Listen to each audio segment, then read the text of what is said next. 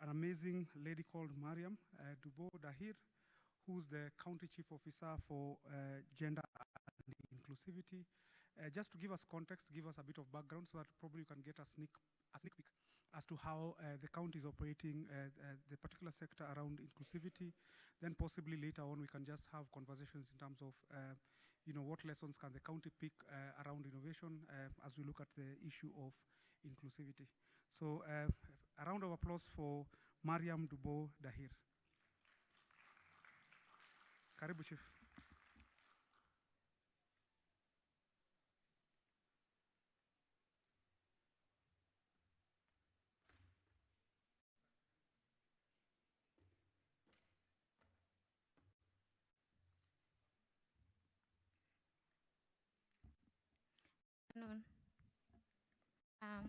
Thank you so much, Chief.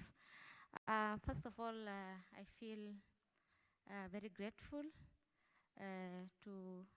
or rather honored to be here with you this afternoon to share this moment of sharing ideas with the young you. I want to introduce to you the gender and inclusivity sector of Nairobi City County and how innovative technology can make positive impact in the work we do in the Nairobi City County Gender Department.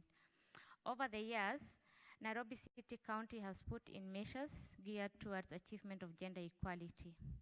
This is in response to the Constitution of Kenya 2010's provision towards gender equality and elimination of all forms of discrimination.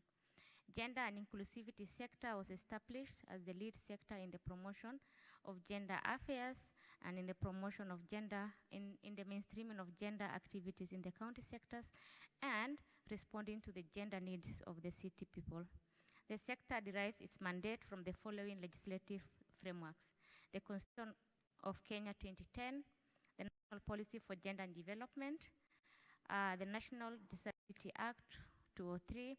We actually call an inclusivity. So, and when we talk about inclusivity, it's a bit broad. We talk about persons with disability, we talk about persons that are marginalized, we talk about minorities and people who are living with conditions that stigmatize them. So it's a bit broad, but here for gender this particular day. The Nairobi City County Persons with Disability Act, the Nairobi City County Sexual and Gender-Based Violence Management Act of 2021, the Urban Areas and Cities Act, and the County Government Act 2012. The sector also is anchored by the County Integrated Development 2022. And for just to clarify, rather than what I just said, we've had the department, the domicile, education, social service, youth, and sports earlier on. But the governor found it wise that he wants to have a sector that is exclusively for gender and matters of inclusivity, and therefore, in his Executive Order number 1, 2023, this sector was formed, and we now have a separate chief officer and an entire department for gender. So that's a commitment from the government of Nairobi County on this particular mandate. So our mandate as a sector is to coordinate and promote gender and disability mainstreaming in the county development processes, promote and manage programs for children, women, and people with disabilities, address issues of gender-based violence and prevention and awareness, establishment and management of safe houses, or rather safe shelters for survivors of gender-based violence, promote and ensure compliance with the 2/3 gender rule and preferences and reservations targeting special interest groups, including women. Establishment of units for children with disabilities, women economic empowerment programs, women in leadership training programs, mentorship and support for women and persons and children that are vulnerable, including orphans. Gender and inclusivity sector with all other sectors. Gender and disability champions have been appointed to ensure that gender issues are mainstreamed within gender sectors, within the county government sectors. Innovative technology can be bridged to close the existing inequalities between men and women and persons with disabilities towards a more inclusive society. You will hear me talk about persons with disabilities, leave them. So we are gender and inclusivity, and therefore we include everybody. We don't want to leave anybody behind. So if you hear me digress and talk about persons with disabilities, it's in my blood. So you'll be here with me. So Kenya has made significant progress in bridging gender and socioeconomic technology. Yes. However, there is still much work to be done. Nairobi City County, in partnership with the national government, the private sector, and society organizations, seek to reduce gender and socioeconomic technology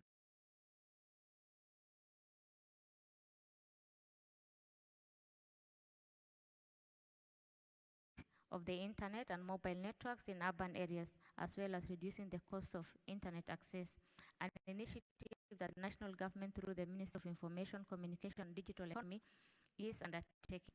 The county government, through the startup and digital economy sector, is also decentralized in tech infrastructure through the establishment of 85 fully kitted incubation centers. Promote gender equality in education and employment. This includes encouraging girls to pursue careers in science,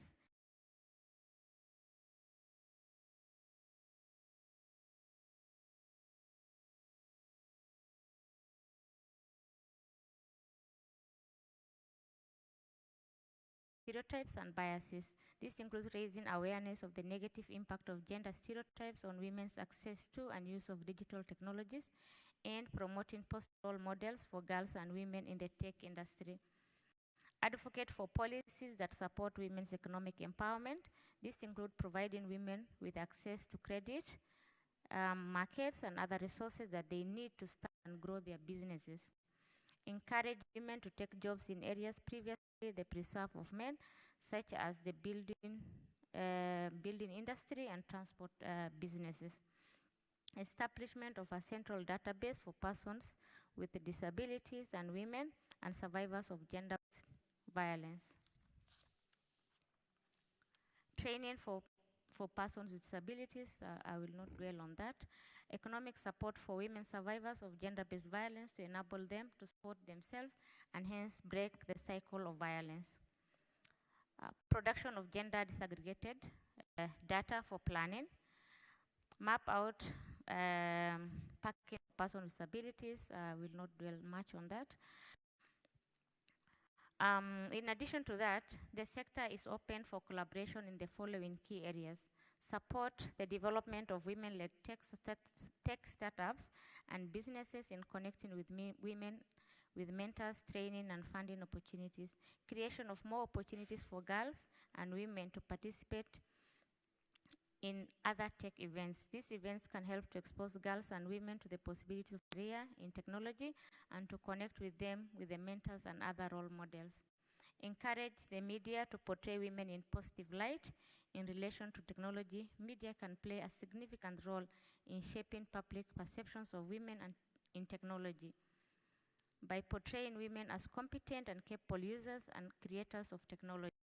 The media can help to break down gender stereotypes and encourage more girls and women to pursue careers in the technology industry. Collection of data, gender-related data. Obtaining data in cases of gender-based violence has been the biggest challenge in the development of interventions. There are multiple platforms that share gender data, which leads to double counting and hence poor planning. And therefore, we really need support and collaboration in that field. Fast track the processing of issuance of cards for persons with disability and persons that are marginalized, groups that are stigmatized in one way or the other. Ease of mobility and accessibility of information on available county services. For example, consider the challenge of visually impaired persons. Increase accessibility to health services for youth and persons with disabilities, women and persons that are marginalized. The youth often shy away from health facilities or rather developing behaviors that are positive health seeking in the society.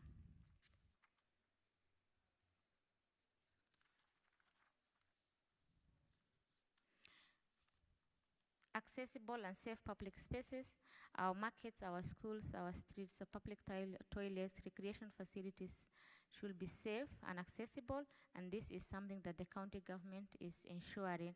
But we always need the collaboration of the public, the private sector, the national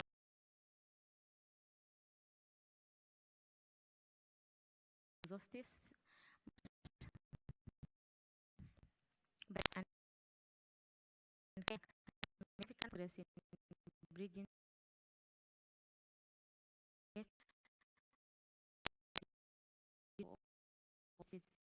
citizens with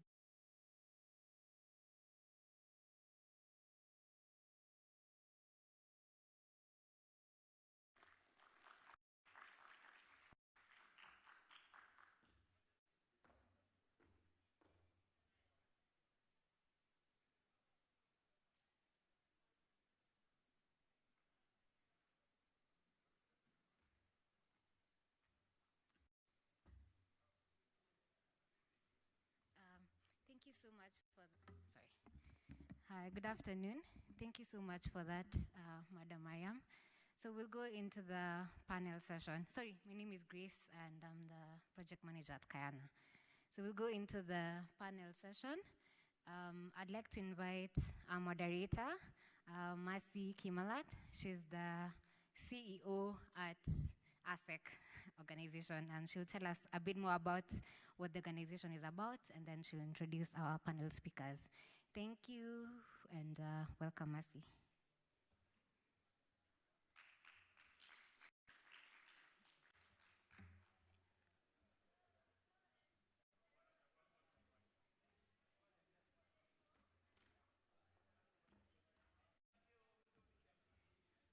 So good afternoon. Hey. I thought some of you have had some nice lunch. For those of us who are so Kenyan, we have taken tea. Good afternoon. Yes, it's a very interesting discussion that we're having today. So it naturally needs a lot of enthusiasm. When we talk about policy, we're discussing things that can change lives, not only for our generation, but even for the ones to come.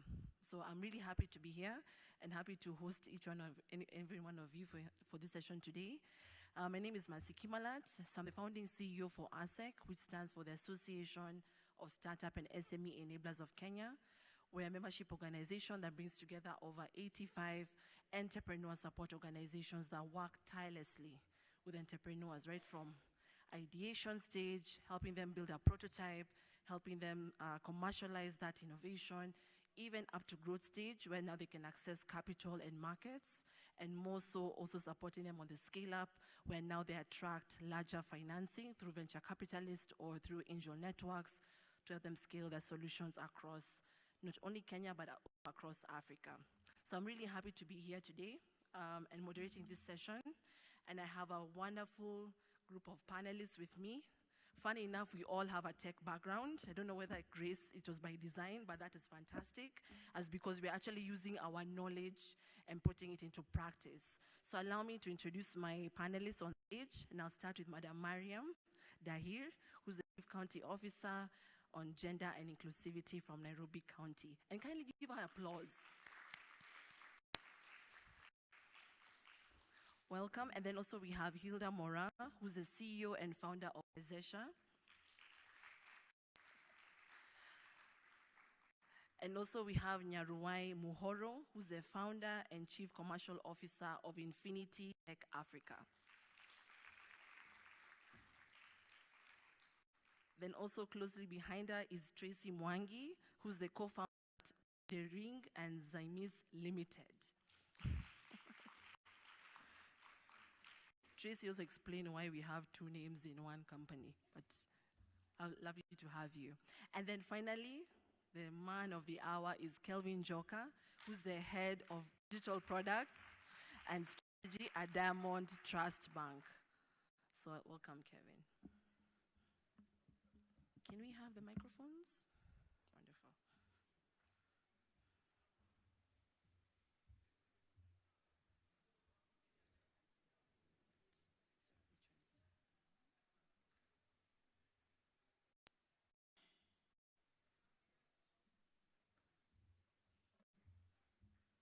Wonderful. So allow me just to give a bit of a context of why this discussion is very important today. So in today's rapidly evolving technology landscape, it's really imperative to address the persistent gender and socioeconomic disparities that are existing in access to and utilization of technology. Inclusivity, Women in Track, which is the session that you're all part of, is really an integral part of the Innovate Nairobi Tech Week, designed to shed light on the importance of fostering a more inclusive and diverse tech ecosystem with a specific focus on empowering and elevating women in the technology industry. This track aims to bring together thought leaders, innovators, professional enthusiasts such as yourselves, and also even the county government to really engage in meaningful discussions, share insights, and explore actionable solutions to really bridge the gender gap in technology. The panel discussion today that we're going to have is going to be exploring the different policies and also the strategies to help bridge these divides seen within the gender and also socioeconomic sectors, and also foster greater inclusivity, equal opportunity, and empowerment for all. So as we begin this session, I just want us to do a quick introduction for all the panelists, just to share a bit about their background and also why this session is very important for them. And I'll hand over to Mariam.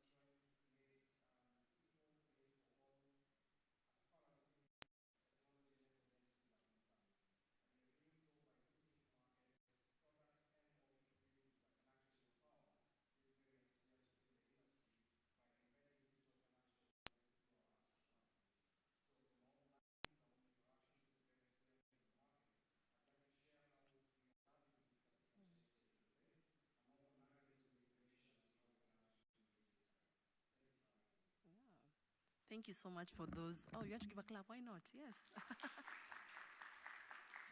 It takes a lot of work and dedication and sweat to actually, come this far in your journey. So we really do appreciate you and thank you for that. So looking at the current landscape, we're now in what they call the knowledge economy or the fourth industrial revolution, whereby it just simply means we're doing more smart automation. We have more embedded technologies such as AI, blockchain, and many other emerging technologies. But then we're also seeing a lot of disparities in the gender and socioeconomic disparities that are ongoing. So I just want to ask my panelists also and to address to each one of you, given your different environment and work setting, what are the gender and socioeconomic disparities that actually you observed in accessing technology, but also adopting it, whether at personal consumption level or even at this level, for example, for women-led or women-owned businesses or for the youth. So I'll start with Mariam.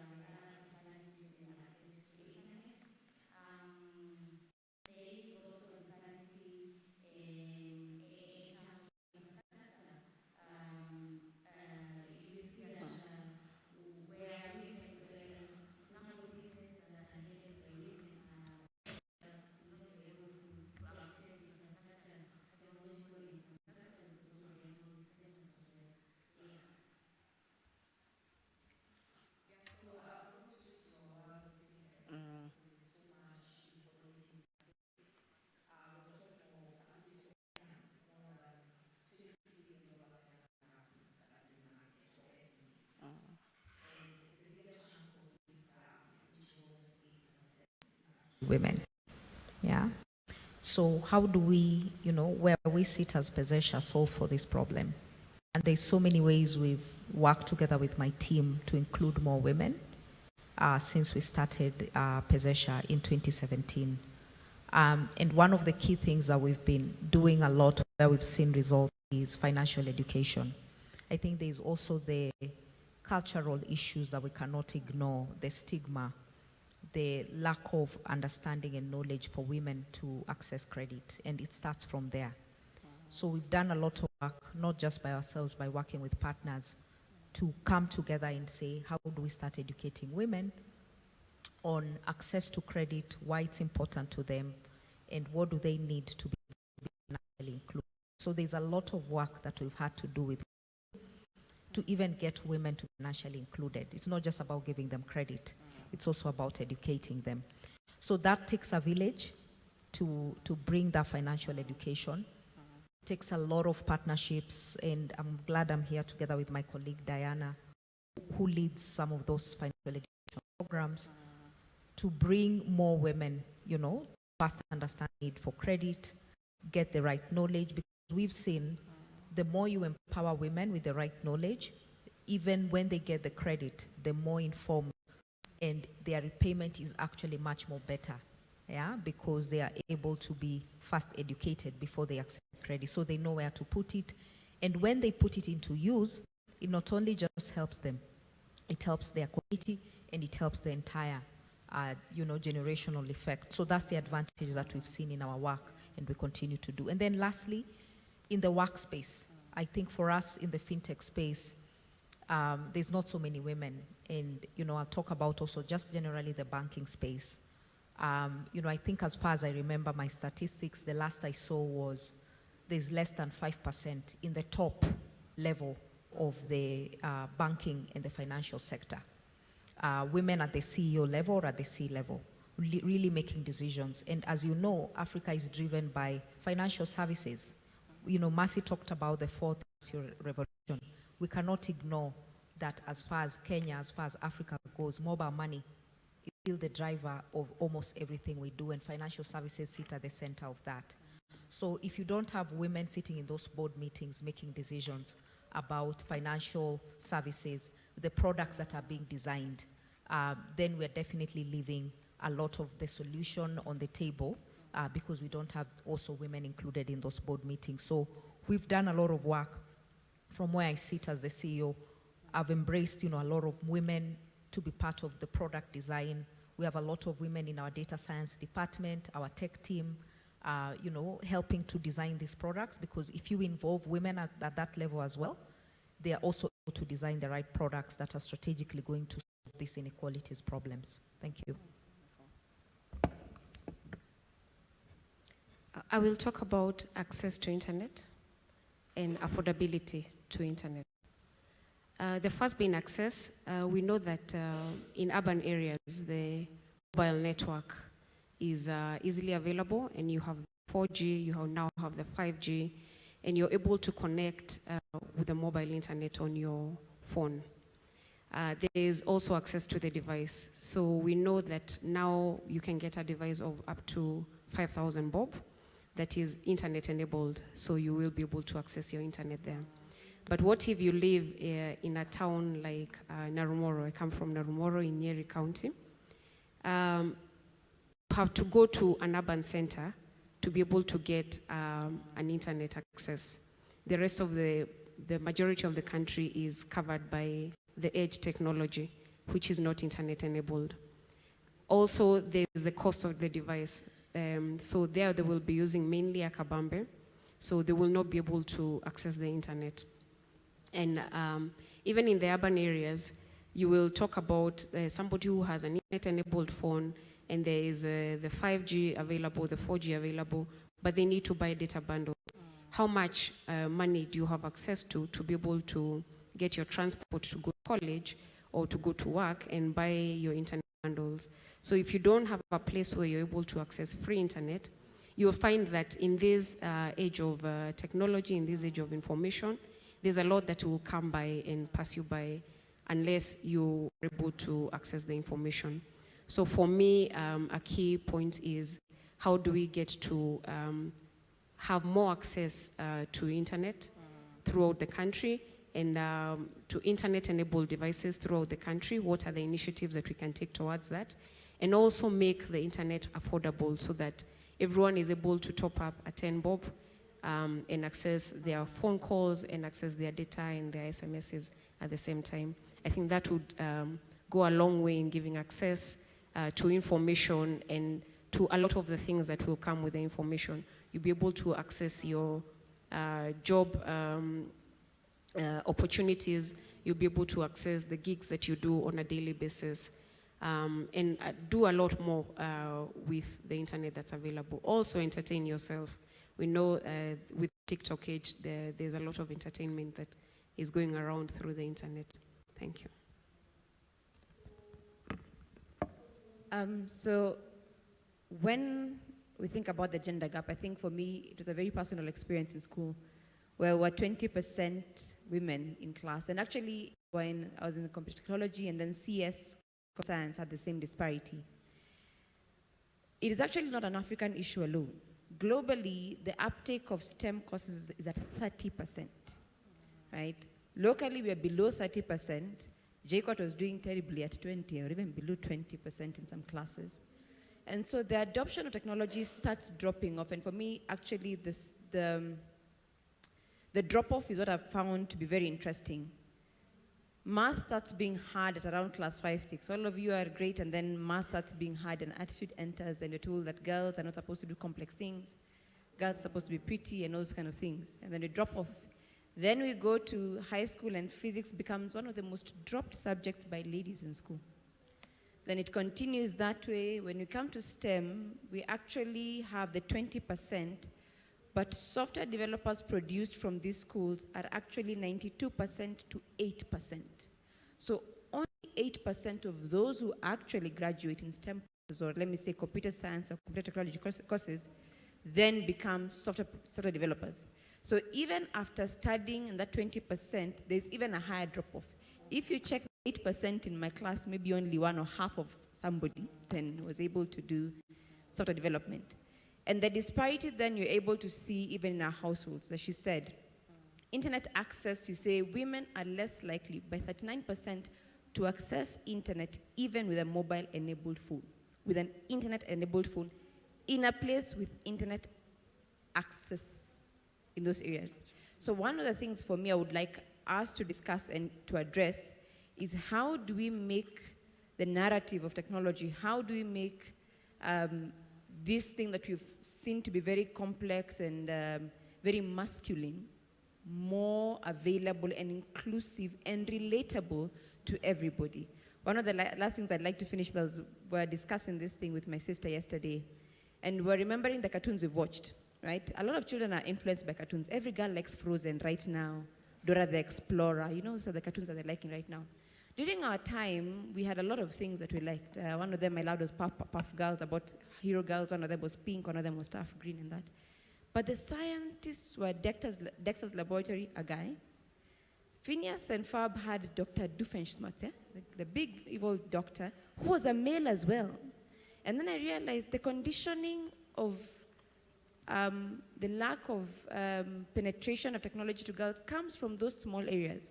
If I'd ask all of you to think about, give me one cartoon where a girl was a scientist versus the male ones. I know you'll have to think for the girls. But for the men, you'd always, right, recall a boy scientist and everything. And so for me, one of the things I'd love us to discuss, and even as we discuss, have this panel, is at what point do we drop off the girls from knowing that science and technology is part and parcel of them? So the STEM courses or STEM life is also their way of life, and making it more inclusive and relatable to the girls as well. I can't overemphasize the need for inclusivity as far as women are concerned in the age of technology.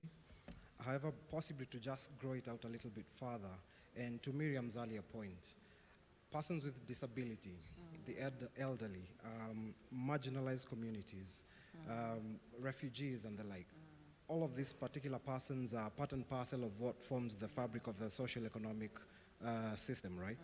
So over and above just looking at what kind of capabilities empowerment needs to also be put in place, a survey by WebAIM had indicated that 1 in 10 websites would not be inclusive enough to actually cater to such persons, people with disability and the like. Why I actually pick this out is, if you think about people in technology today, half the time with the developers I have to work with in the office, they're always on the internet trying to find a solution to a particular problem they may be working on. Now, if we contemplate this being a consideration that the information that they gather, the information that they consume to actually aid them either in their self-education, seeing as most developers or most persons in technology utilize these ways of learning, it could be one of those key areas that I believe is also a shortcut, if you will. And that permeates across both male and female. And to the points raised by their fellow panelists are actually true. The cost of the internet will actually be part and parcel of that consideration. The economic opportunities that are available, say, for example, for the woman in the workplace. And if the ends being would want to play a part within technology, I think you have to work 10x, 20x hard to actually penetrate and find yourself in a position where you would be in the space of technology or a particular industry that's leveraging technology. So it's a multiplicity of factors. And if I contextualize to where we are presently, Africa, Kenya for that matter, certain social factors also come to play. For the longest time, I would have to think is, we've always seen women as the homemakers. They're the people who will nurture. Your place is with your family, whereas they also have ambitions of their own, right?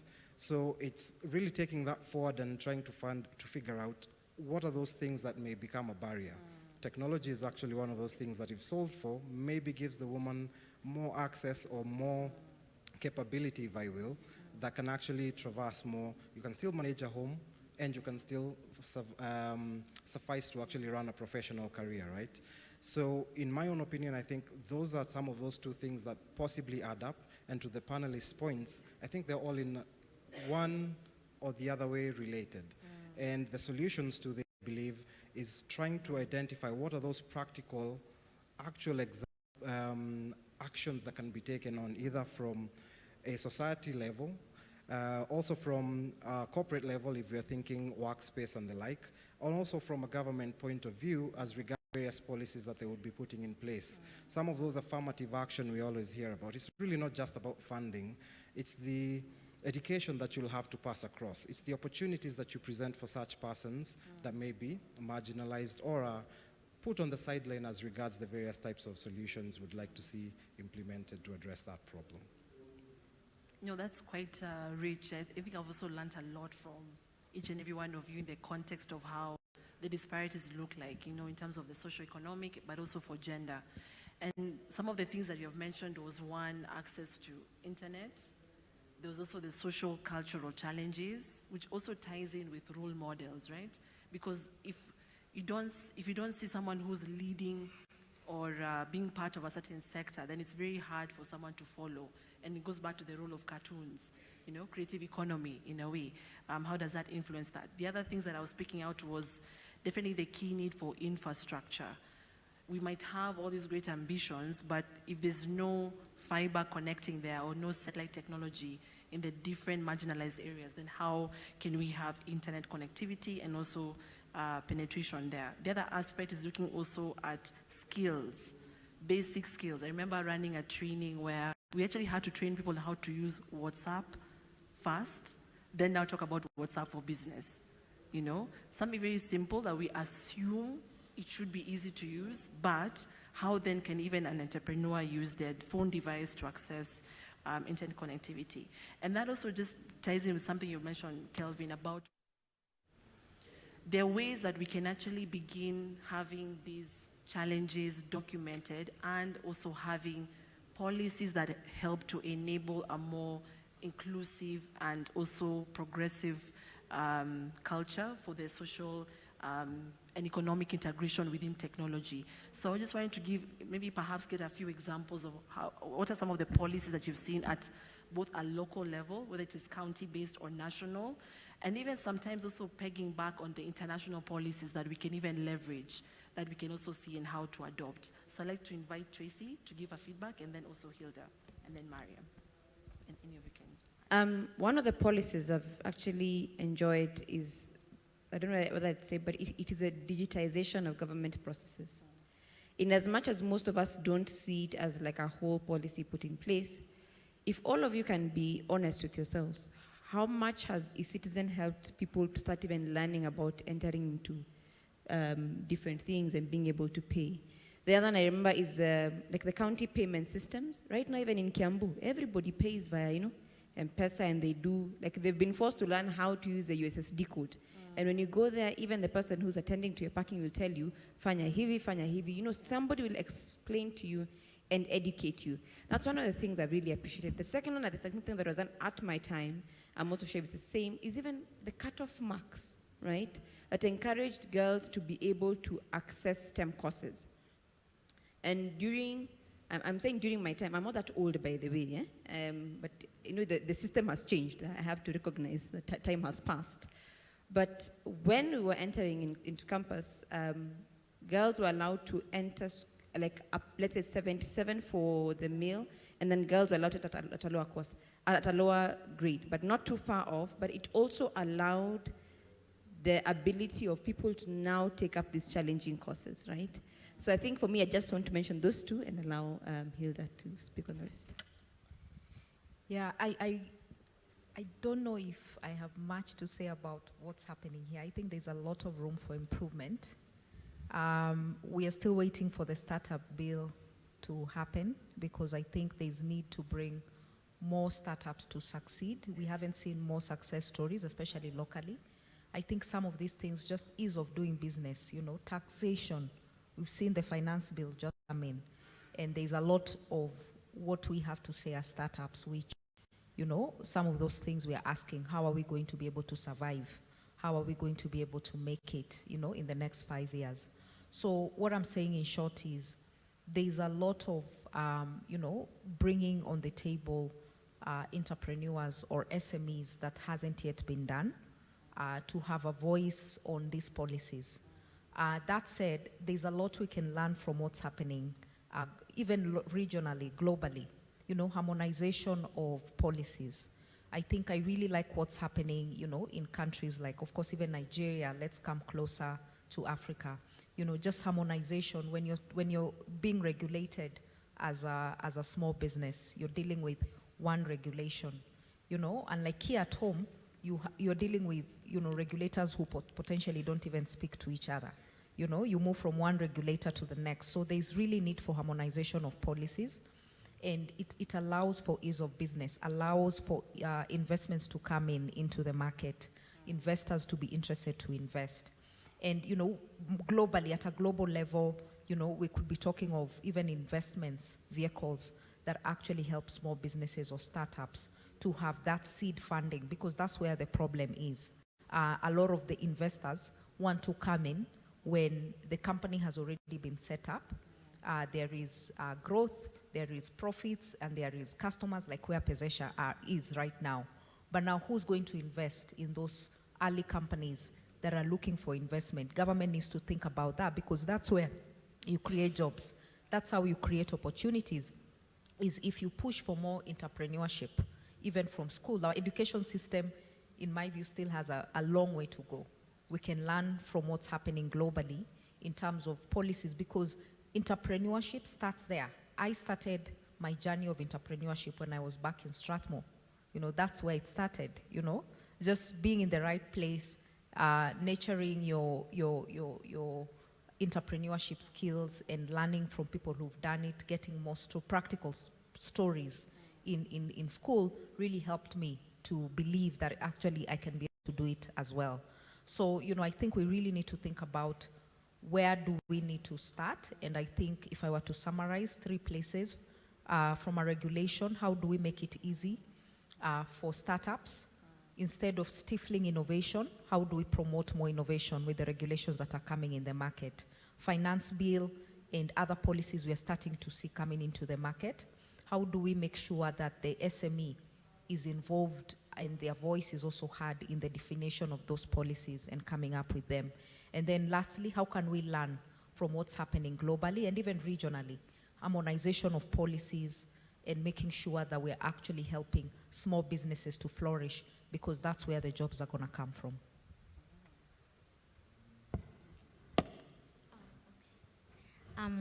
Just to add that the National Broadband Plan, a very ambitious plan by the government, they actually talk about creating highways of fiber optics.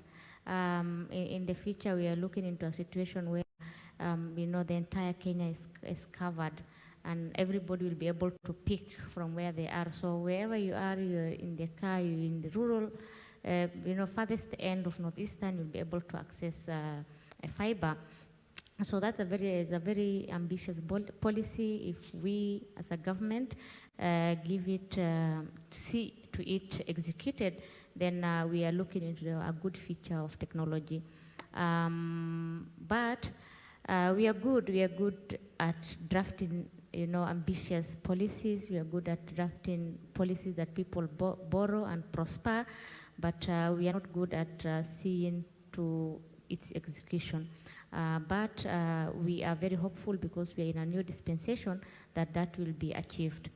Also, the policy of procurement, our Public Procurement Act, is in one way or the other forces the government to embrace technology. We have got 25 steps, we call the e-procurement.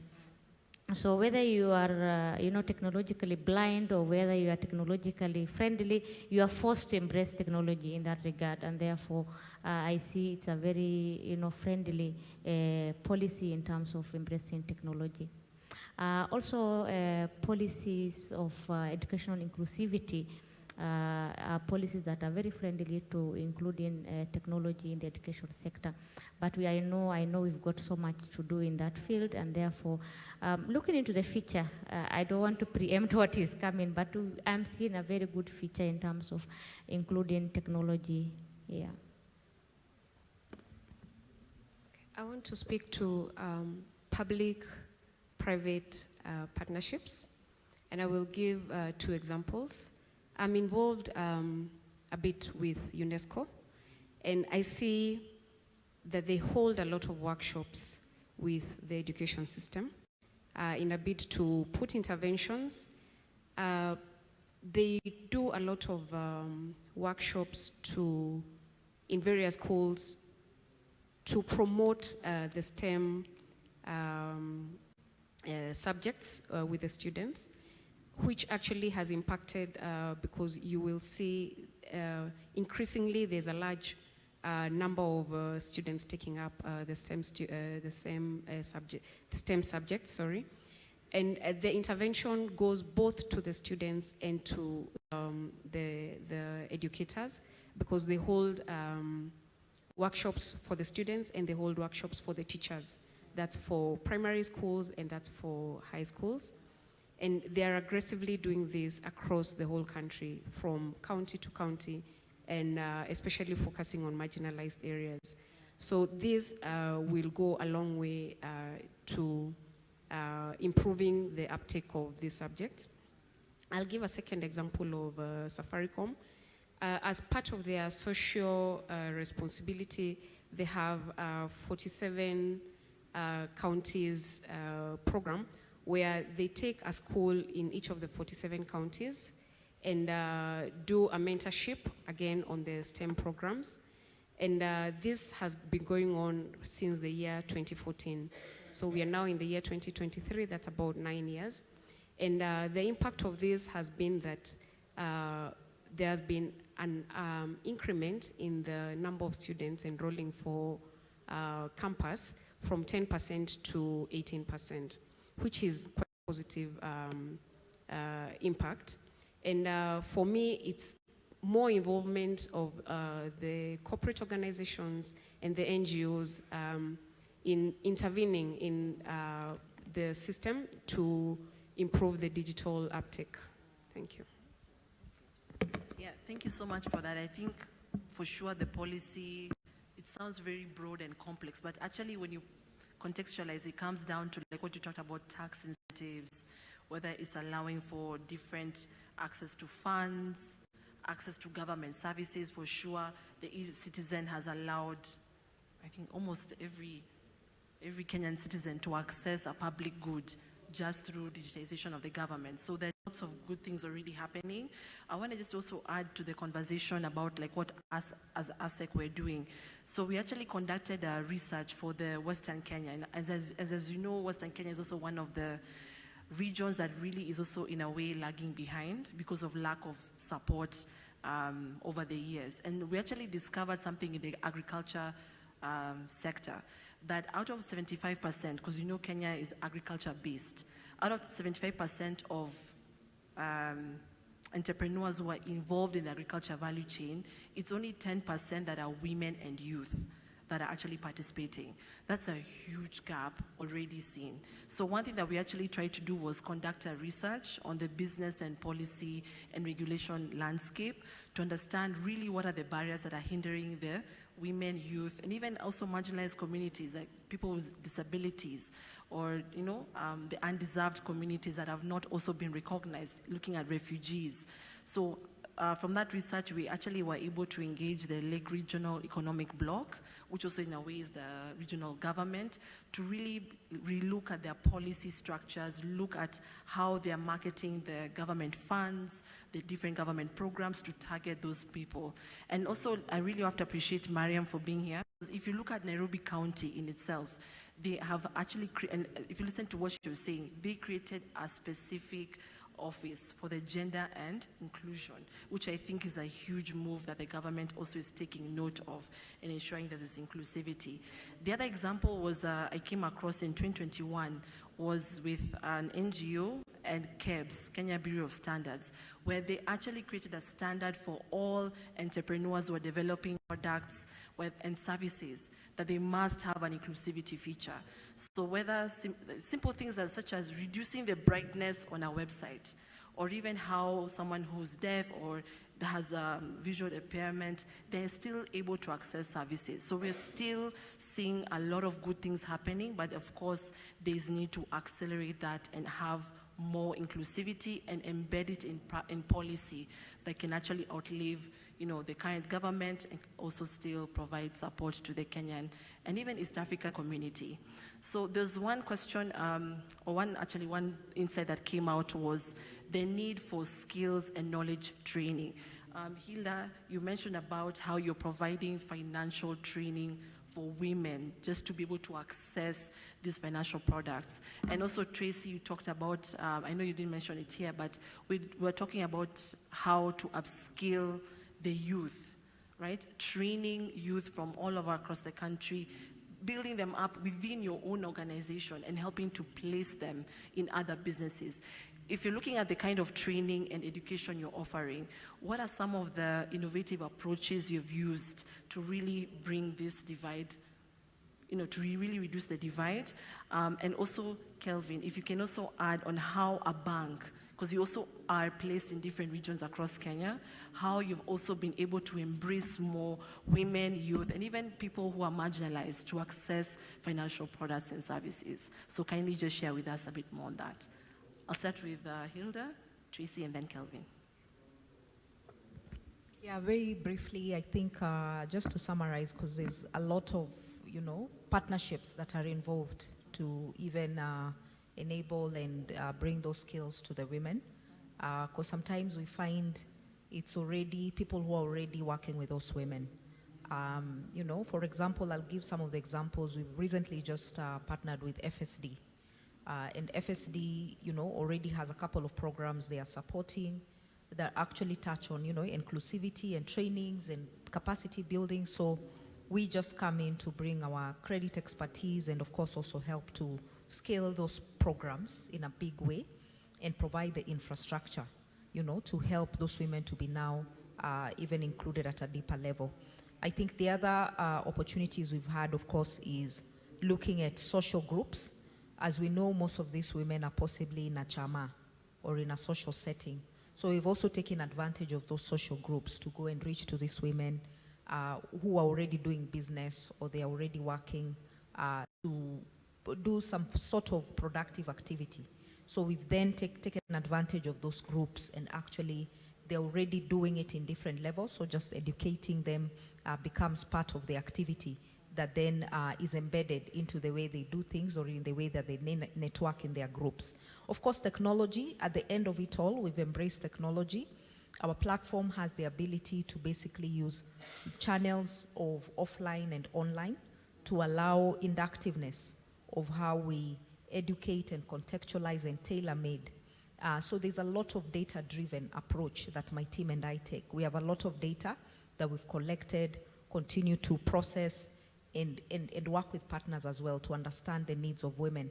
Then when we take this data, we now start to tailor-made, programs for women and actually use, tools, different tools, digital tools, to ensure that they are not spending a lot of time to travel from one place to another. But then technology, even from a simple SMS that we send them, they're able to get inductive messages that tell them, this is how you improve your credit scoring. This is how you get a credit score from Pesesha. So we have a platform called Patascore that allows women to be trained on how to improve their credit scores. So when they come to that platform, they are first educated. This is how you collect data. This is how you use your mobile transactions to build your credit history. And that continues to be an ongoing process. So technology has played a big role in how we provide the inductive trainings to women. I think I'm reiterating what Hilda said. The first thing is through partners, working with other people. So like for us, even as a sort of development firm, we work with young people like African Tech Girl. She's having a very nice session for children there. And then we work with her in terms of empowering her. How do we bring those she's trained then to come to us and train further in terms of their skills. And even with schools as well, right? We just work with them. The second thing is we use technology from what we see as complex to the bottom, as Hilda said, a simple SMS. So we have a very fun platform called Tuni. We built one. It's a trivia game. And it's as bubbly as ever. But all the colors are purple, orange. You know the female bright, here I am colors. That's what we've done for us. And we've done it on web. We've done it as an SMS survey. And we've partnered with even people like Nimechanuka to be able to ensure that sex education for the youth is passed in a way that's relatable to them.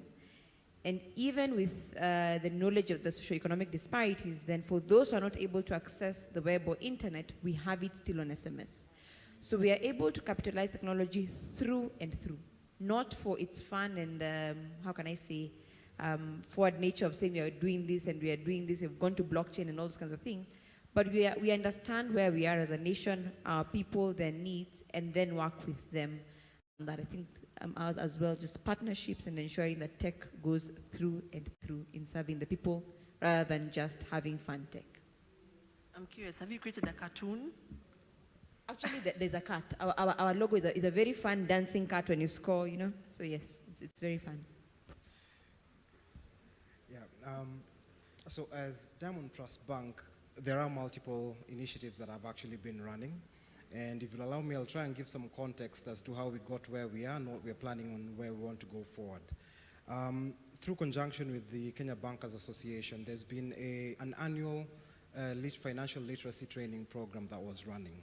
And this is usually focused on women in business, SMEs and the like, as well as trying to encourage youth into more capability as to how they can use financial systems for the purposes of running their business.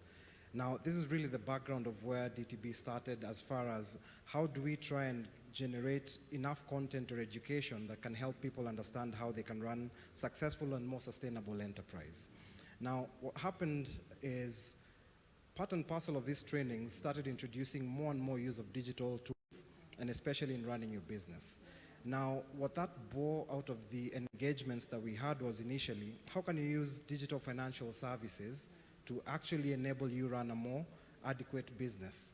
Initially, the goal was to try and address the issues of information asymmetry, more so what would affect most businesses as regards how do you actually present yourself to a bank and ensure you'd be seen as a credit-worthy enterprise and one that would be palatable enough for an entity such as a bank to take on a risk and say, for example, give you lending.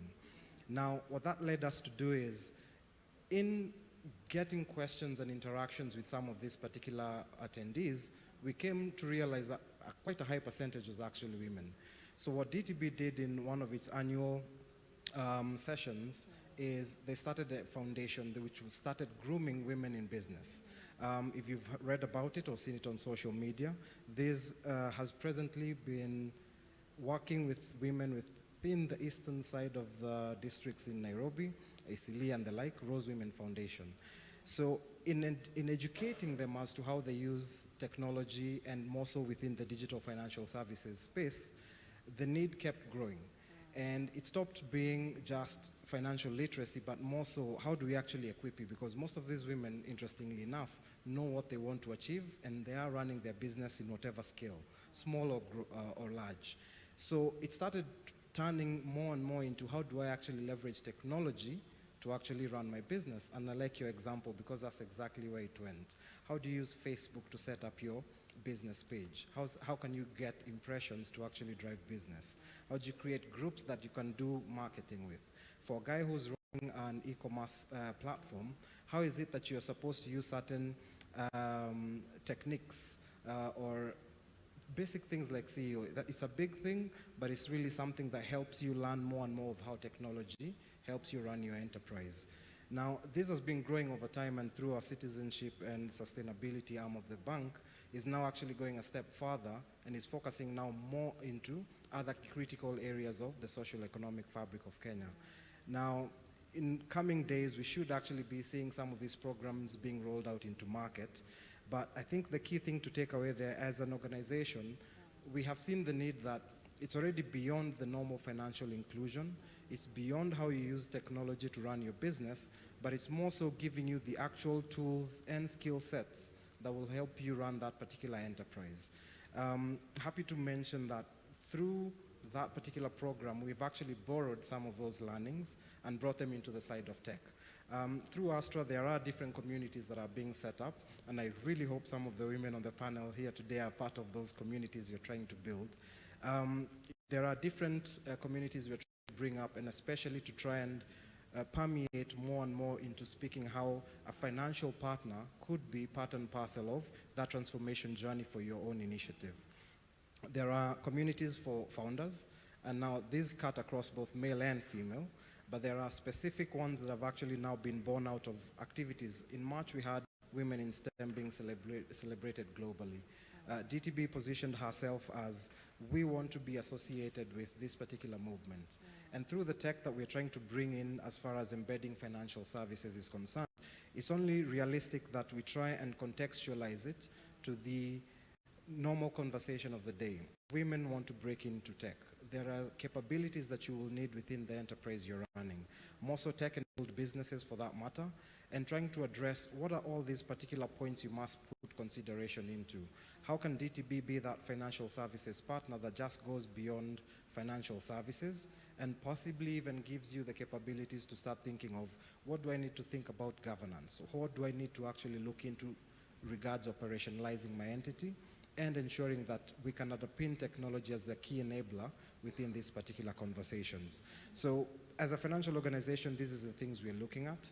And through one of the points Tracy has also highlighted is, through strategic partnerships, you're trying to find, there are people who are doing this way better than we can. We're only scratching the surface. How can we embed ourselves such that we create an ecosystem where you have, say, a digital financial services provider that can be part and parcel of an education system, well, let me not use the word education system, an empowering entity that's trying to permeate education or learnings about technology and how those feed into your business enterprise. And in so doing, we're not doing it ourselves, because quite frankly, I think if we raise the bar as to how we see enterprise technology, women in technology, the more marginalized within the space of technology coming up, there's actually more opportunities for all to be had. At least that's the position we're trying to take, and we're trying to ensure that we can be a face that you see within this particular journey as we move forward. I think just to add one of the things I just wanted to add is, one of the things we even do as a company, as Dynamis, is pushing techies to join other conversations. Normally for techies, we hold up with ourselves and we discuss what we want to build, what are the cool things, and that's what we do. But one of the things we've actually pushed our members, and I mean our staff and everybody that we speak to, is join other conversations. When moms are having discussions on chamas, sit in, learn what their problems are, listen to what they're saying amongst themselves. It's the only way that then the partnerships we build, the tools we build, then will be empowering and then enable these things that we're discussing. So one of the things, like, I personally sit on the board of Switch as the head of digital in the digital committee, and I'm also a board member at Youth Cafe. So Youth Cafe is an advocacy youth company. Switch Media is a media house. I have no media experience, and I definitely don't have any advocacy experience at the moment. But then being part of these conversations then allows us to hear what are the problems they have, and what are the tools we can build with the skills we already have. So that's one more thing I wanted to add. No, thank you so much. I can definitely feel the passion coming in from the panelists, so keep it coming. Yeah, so a lot of things that are coming from the discussion, one is very strongly partnerships and collaboration. So everyone needs to partner and collaborate with someone who has a better strength, an existing community, plug in and accelerate that agenda. The other thing that I really liked was the offline and online interventions. As much as we're talking about digital inclusion, that is the ultimate goal, to have 100% of socioeconomic groups and gender being able to access digital services and products. But how do we get there? We have to have different strategies, and having the offline strategy as well helps us to get there. And that also ties in with how using digital platforms, the existing communities that are existing to help track progress. So example was the Pata score, and I think also you had a 2K, where different tools are actually helping these marginalized groups, as well as also the gender, to track their progress and even see that they're actually making milestones. Might not be the greatest milestone, but they're making incremental milestones as they achieve digital transformation. And the other aspect that I really liked was I want to use your term, socio-economic fabric. So even as different actors, how do we integrate within the social economic fabric for the country, then now plug in our different programs, even products and services to target them. So going back into the discussion on partnerships and collaboration, we have a very good example which is called the Africa Continental Free Trade. How many of you have heard of it? From the audience? Quite a few.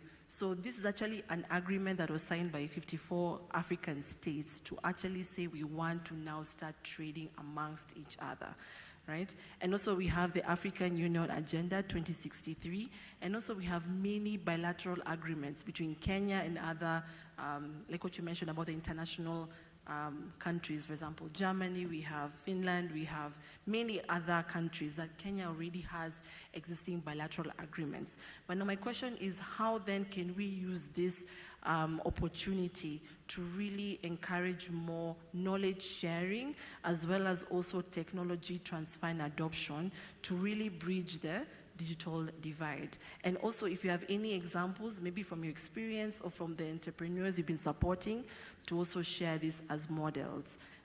Who'd like to go first? I can nominate Nyaroy to go first, and then we can also have Kelvin, you can also add on to that, and also maybe Hilda. Okay, we have operations across a few countries. We are in Kenya, Uganda, Tanzania, Ghana. Not registered in Malawi, but we also have operations there. So we started our business in the year 2016, and at the time, what it involved to get into a new country is myself traveling, going there, getting what are the regulations around registering a business. Some of the countries require you to have a local partner of a certain percentage shareholding. So you go through the manual physical process of starting a business. And at the time it was quite tedious and would take a lot of time and a lot of finances. And eventually when you start, some of the countries required you to have a physical office. So you have to get a space somewhere and employ someone who sits there and now talks to your customers. Lately, from the year 2020, we still are growing the business, but now it's much easier. So we'll talk to the telcos. Most of our business comes through the telcos. If I want to go to MTN Rwanda, I'll talk to the telcos in MTN Rwanda, find out what are the requirements of connection are. I will do the requirements from my Nairobi office. I don't need to physically travel there. I don't need to have a physical office. I don't need to have an employee sitting there because I have one platform. And since my platform is hosted on the cloud, it's able to give service everywhere. So now rolling out is much easier. Getting partnerships is much easier. And with the regional partners we have, because we have customers who have operations regionally, who will require us to deploy the service we are giving them, say Kenya, to deploy the same service in Ghana, it's much easier now and it's much more cost effective now. So yes, the partnerships do work and it makes business much, much easier. And also now, once you have your operation running in a new country, it's easier to onboard new customers because you're fully online. So you just need to run your ads on Facebook, Instagram, and LinkedIn, and the customers come calling. Yeah, thank you. Great. I've had to do a bit of reflection to see how this would actually pan out from a greater regional play. However, I do think there are certain key factors that we can actually borrow and or take forward. And to your earlier point about the bilateral agreements that exist, many a times I think the misunderstanding possibly that's there amongst the general population is that when such facilities exist, it's only assumed that trade is the only thing that's being considered. I think there's other key pointers that can actually be born out of it. For example, the key learnings that may exist in a particular developing market and have actually solved very localized problems may not be very different or very separate from what we'd be experiencing, say, for example, in Kenya. I think in the bilateral nature of not only trade and economic conversation, I think there also needs to be free flow of information as regards what was done, what problem was being solved, and how was it being solved. Now, I'd like to think of Africa as a big global village, and we have a lot of ties, especially within the social environments that we operate in. Now, that doesn't mean that the particular problem, say, for example, in Burkina Faso, would be one that's relatable in Kenya. However, it's the learnings that may be born out of, here's how we actually solve a very specific problem.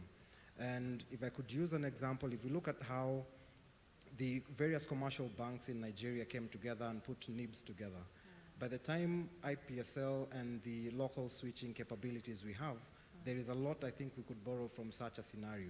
And same applies to technology. And the beauty about technology is such that it's almost universal in its attributes, if I would say so. And in how it's also being utilized to ensure it can add on to more inclusivity, the applications of those, I believe, is really key. One of the other things that I even found very interesting as I was trying to do a bit of research for this particular panel, the scarcity of research and information. Quite frankly, many a times I do get a lot of questionnaires and forms that I feel about innovation, technology, how that's being applicable, but rarely do I actually see the outputs of that information and how it can be applicably put into practice for other parties. So for example, if we've gone ahead and figured out how we can solve, say, for agri-tech in a very specific manner, that is information I think we should have an information exchange of sorts that can be adequately utilized across board and across Pan-Africa for that matter, to ensure that if we are looking at collaborations that would permeate beyond Kenyan borders, this is something that could be utilized by other players or even individuals who may be looking at how can I start my own individual views as to how that should be addressed as a problem. Last but not least, and I certainly hope this would not be taken out of context, is I think there has to be advocacy. Now, whenever we have some of these platforms and we talk about how we want to collaborate, rarely do we actually put into place real actionable outputs for very specific industry or sector or very specific utilization of capabilities that we talk about. One of those would actually be technology. Most recently, yes, we've launched the Pan-African Payment Service. That's a good initiative, and I think it's a step in the right direction. But beyond payments and value exchange, I'm sure there's much more that we could be working towards. A lot of considerations, and if you look at most African markets, have had to deal with long, arduous processes of figuring out identity, as an example. Kenya figured it out with IPRS. We have NIDA, we have NIRA, and a lot of other countries are also trying to figure out the same. And to the earlier point highlighted about Kenya's government digitization, these are playbooks I believe that we could actually be advocating for and looking out for what are the key standards that could drive an African economy or an African market or an African fintech space, an African agri space, as regards what are the best standards that we could actually look out for. And if anything, if those could then be tied with, say, some of the multilateral organizations globally, then those could actually be sounding boards that give that more purpose, especially if we have to tie back to the Sustainable Development Goals, to give them some sort of global view that gives empowerment more to what would be an African case and ensure that this would be something that can be actually achieved across Africa. I think summarize it so well in terms of just the key points. I think the only thing I'll just add is, I like to say, for partnerships to happen, we all have to put our egos, our logos, and our interests out of the door. Partnership happen because, as Kevin said, when we put all those things outside the door, I think there's, the bigger picture of what can we be able to achieve, and everyone starts to talk from the same script. Especially in a world of fintech, there's so much to do, but you'll find because of, and there's so much to solve for with just fintech. But because, everyone wants to hold on into their companies, we'll miss the big picture of solving for the African problems, yeah? Because, there's so many other challenges, whether it's regulation, whether it's what I talked about earlier, harmonization. When you go from one country to another, you're being regulated by a different regulator. If I move to Nigeria and I open shop there, another regulation is gonna hit me. So how do we then think about some of the umbrellas you've mentioned as a way to make it easier to launch in a new country, to solve this problem? If we already have a problem of SMEs, it's across Africa, it's a global problem. So why should Pesesha be always a new license for every market, So one of the ways we've solved that problem is by partnering with banks. So just recently, we've collaborated with a bank that's a regional bank. So every time we are going to those markets, we go with our bank. When we're thinking of global, we find a global partner every time we're going to those markets. So we don't need to reinvent the wheel. And, there's certain things that banks have, we don't have. They've figured out some of those things, regulation, much more ahead than us. So we've solved some of those problems by just partnering with, players that are already there in front of us, but of course also the need for bringing all the objectives that are aligned on the table.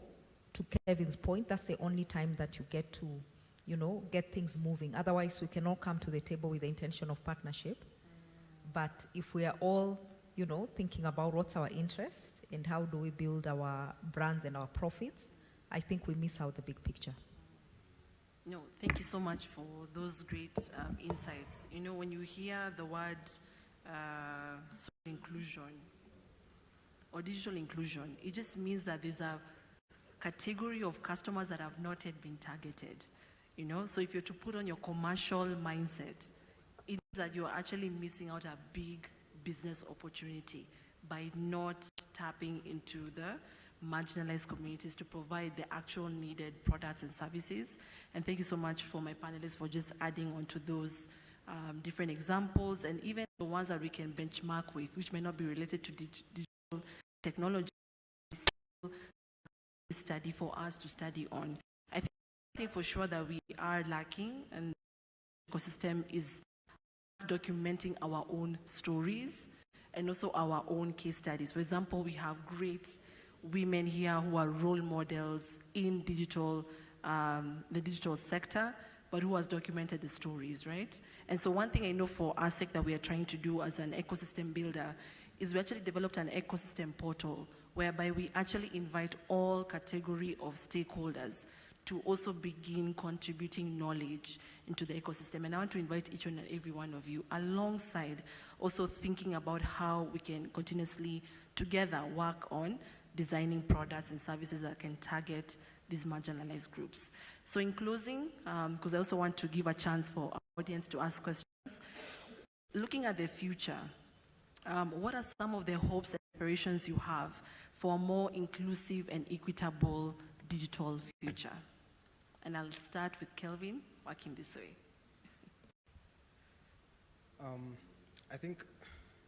I hope to see a future where most of the considerations that we're always talking about, innovation, technology, are a story of the past, almost making it a staple, if you will.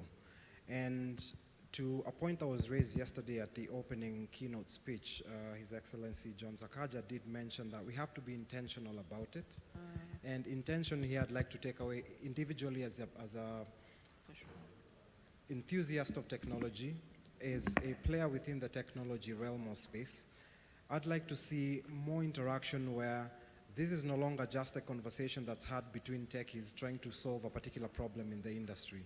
I'd like to see the actionable actions that I see from the Nairobi County as an example. One of the things I truly believe will be a game changer, inshallah that works out as we hope for it to be, within the 85 or so wards that we have within the county. Those spaces create innovation that are within the various wards of Nairobi, and far more exporting this into the other counties as well. I think practical steps ensuring that one exposure to where innovation starts from. There's mentorship and or coaching that can lead you towards that in future. Now, the realities of the day are not all policies will actually be included to ensure that that takes place. But the first step that we take and to be part and parcel of DTB that's trying to ensure that that can happen, because unless they're going and that all the other key players can be part and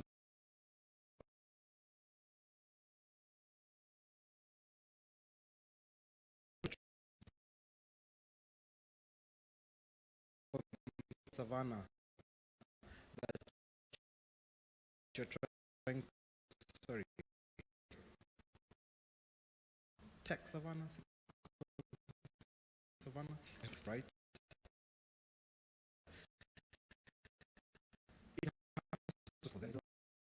Start with you nights.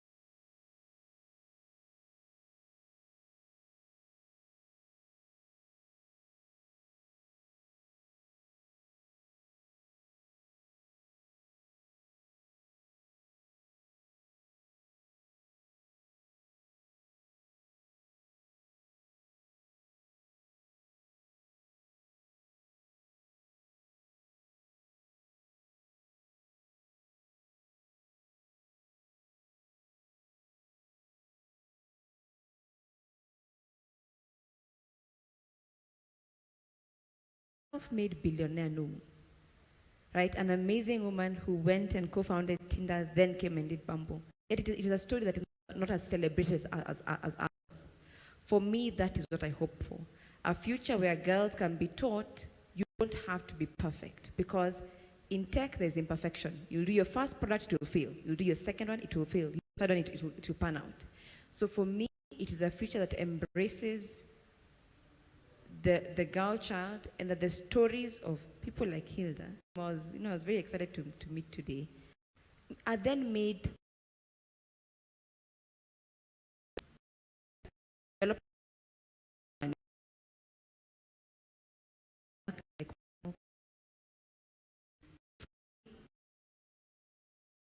be active smaller things.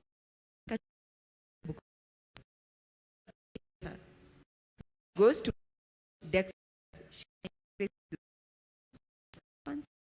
thing getting. Finally, for me, there's a phrase that is used is used bottom up. I will use it differently today. That tech includes everybody, every single person, whether you have a Bambe, whether you have a iPhone 14, whether you're a girl from Kana, whether you're a boy. I hope technology includes and speaks to everybody from where you are to where you want to be. I think right now technology has sounded like a buzzword. We say AI, blockchain, all the fancy words. Tech is just if any tech discussion, you cannot even listen through a speech, right? Because it's buzzword after buzzword. So my hope is that tech finally starts from the bottom, including everybody, to the top. I'm not sure there's anything more to add because the narrative is very similar. The change begins with us. At Infinity Tech, we are a women-only organization. This is by design, but going through over and over, and you find the right fit, which is a joy to work with, very dedicated. I'd love to have a conversation one day where we're not talking about gender inclusivity, we're not talking about socioeconomic inclusivity, because we will already be there. I remember 20 years ago when the mobile phone started in the country, we would talk about, I remember I was in campus sometime, and would see people queuing at the Safaricom shops, long winding queues in town, who put to buy a SIM card. And a SIM card was to go for, I think, 1,000 bob or 2,000 bob. Today, everybody literally has a SIM card and a mobile phone, and they're able to make a call and do an SMS. It will be a joy to have a sitting the day that internet will be available for everybody. And we can say, I'm ordering my dinner through the internet. I'm talking to my children because I'm working in the office, and they're doing their homework in the house, and we are having a conversation over the internet. I'm able to do my shopping over the internet. Because the Internet of Things really is where the world is going, is where the world is, and we need to catch up. So for me, that's the takeout. Absolutely. Hilda, let me also make a special request because you mentioned about Wezatele. Yeah. Hilda managed to actually have a very good buyout from an international partner. So kindly just, I know time is well spent, but just give us a brief about your journey building that solution back in, was it 2010? Around that journey, where even digital conversations were not even happening as much. So just give us a brief on that and how you managed to have an exit and even starting another startup called Pezesha. Wow. Yes, I am that old. Yeah, but yeah, I mean, short story, I think it's public information, but really excited about seeing where the ecosystem has come from. You know, some of us, we've been there. We've been part of the initial part of the ecosystem. We've learned, you know, my background, I'm a software engineer. So we've been building for the last almost 15 years. That's where I have been. So my first company was Atele. I started it out from school. I studied in Strathmore, BBIT. Started, you know, my company there. Of course, my parents thought I was crazy, so I decided to go work just to make them happy. So I took my job in, I took a job in Coca-Cola, but I still continued building it.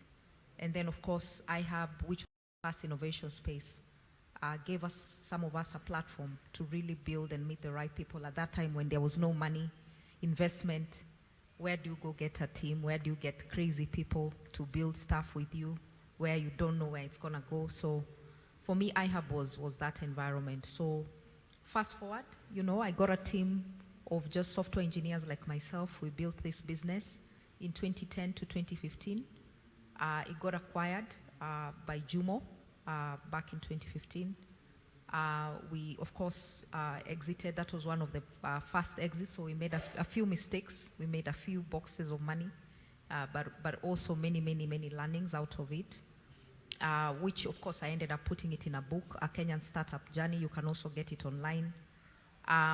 Pezesha, of course, 2 years down the line, I started Pezesha. I think my blood, if you cut me, I'm basically an entrepreneur. What's exciting about Pezesha, and just as part of my closing remarks, what I would want to see, and really what we're building at Pezesha. So, of course, not to say that my previous journey was not important. It's the reason why we've been able to do a much more bigger job. So we've empowered more than 200,000 SMEs. We're in Kenya, Uganda, and Ghana. I have a team of 60 people working in Pezesha. What is exciting, of course, we raised our pre-Series A round last year of $11 million. But that's really not what makes us even more excited about this journey, is the opportunity of creating more jobs. People who are in campus right now, where are they going to get jobs? How many jobs are out there waiting for them?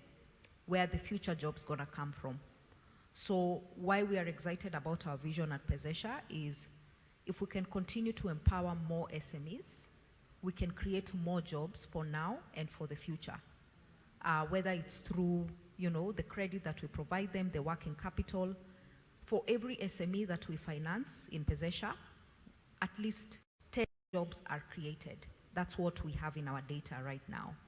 So what that means is, if we can partner, if we can collaborate with everyone here, including the banks, we can actually create much more bigger network effects that create more job opportunities for the future, for our children, for the generations, to be able to actually come in and create a much more better economy, not just here, but across Africa.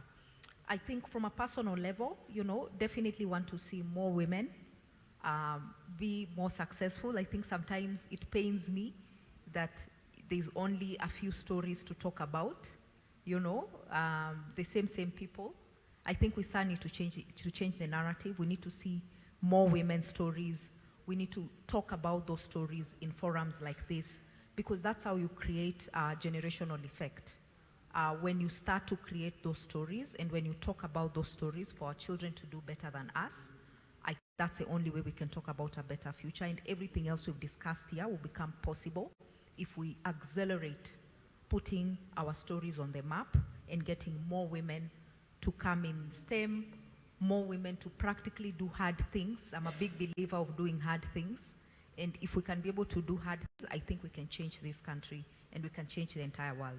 Thank you. Yeah, again, everybody has said this, but I would wish a situation where we will have universal internet access, regardless of your gender, your socioeconomic status, your geographical position, or wherever you are in this country, then you're able to access internet. The other thing that I would wish to see in the future, and in fact in the near future, is technology that is designed responsibly, with privacy, ethically, so to speak, where everybody is safe in the technological space. And therefore, when we develop, when we design technology, everybody is comfortable in that particular space, whether you are a woman, whether you are a young girl, whether you're an old man, or anybody in the society is very comfortable in the digital space. Right now, we have a situation where we fear, especially in the field of digital content creation, the sort of cyberbullying, especially towards women. Therefore, women really fear to venture into some of the technological opportunities that exist. I also wish to see a situation where we'll have, stronger public partnership addressing issues of technology. Yeah. Thank you so much. So I'd like to open the floor for questions. Anyone has questions? I think we have to. Yeah, okay. The microphone. microphone is coming. Yeah. Anyone else has a question? Put in the line. Okay. Thank you very much for the opportunity to ask the panel the question. First, I'd like to also thank the panel for giving us very informative or rather good insights on what is happening in the tech space. My name is Horace. I'm a business development manager for a company called Data Culture. So we are targeting new to credit customers who have a thin files or rather have no credit history. So we do have a platform. It's called Odyssey, which aids in smartphone financing. So I've heard the panel talk a lot about inclusivity, and we are looking at an instance whereby now women or even the general public can get access to more phones, all right? So before even accessing internet, definitely you have to have a phone. So that's our platform aids. So mine is more of a challenge to them. In such a conference, you get to see them. You get to hear about their companies. But once you start looking for them at company level, it's very hard to find them. You'll find maybe they're in meetings, they are out of town, etc. So my request is, after the conference, if we could share contacts, probably we could even organize online meetings, not just for my case, but for the whole audience, whoever is interested in having a one-on-one with them, for them to make themselves available. That's all from me. Thank you very much. Yeah, thank you for that. I think also it's important every time when you have a conference to have a follow-up event to ensure the learnings continue. Wonderful. Any other question or comment? All right. We have someone here, and then her. Okay. So good morning, everyone. Good afternoon, everyone. Sorry. My name is Pamela. I run a company called Gift Pesa, and I've really enjoyed being on this session. It was really insightful, seeing quite successful women sit and just talk about the issues that are affecting us who are running, and I'll call them entrepreneurs, so to say. So it's something about policy. I know you learn the startups enablers ecosystem, but what amount of advocacy are you looking up just to ensure we have more businesses, we have more, more successful startups coming up, and so we could sit and learn from them as well? Thank you.